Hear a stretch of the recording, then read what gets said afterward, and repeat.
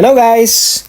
For today's video, ipapasyal ko po kayo sa napakagandang tourist spots na matatagpuan sa San Andres, Catanduanes. Ito po ay ang Luyang Cave.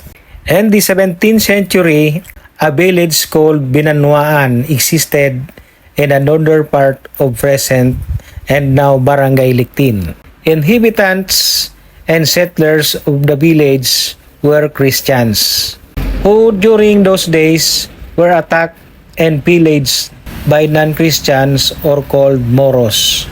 The ever-vigilant inhabitants have assigned lookouts near the shore of now Barangay Palawig to forewarn the residents of the imminent danger of the invading enemies by tooling a big bell and building a smoke.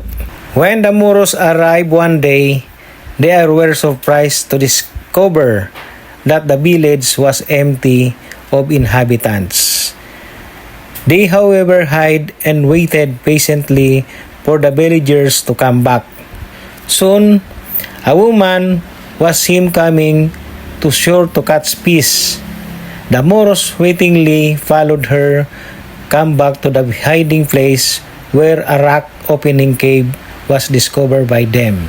The villagers, who all hide inside the cave, had filled its entrance with dried tree branches and twigs to conceal them, and ground silly leaves and fruits to discourage the invaders from entering the cave.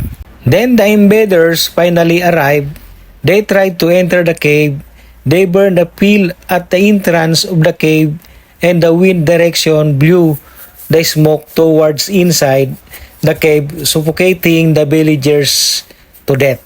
The cave, now historically named Luyang Cave Park, is a mute witness and testimony of the tragic fate of inhabitants trapped and died inside. The memorial services is yearly celebrated in the memory of those who perished.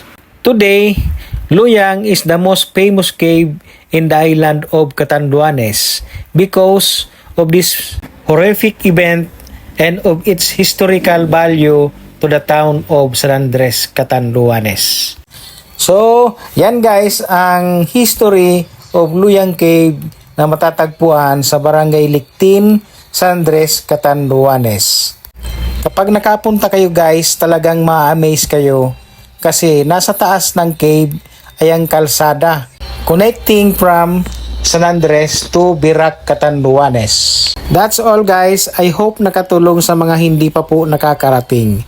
Thank you for watching.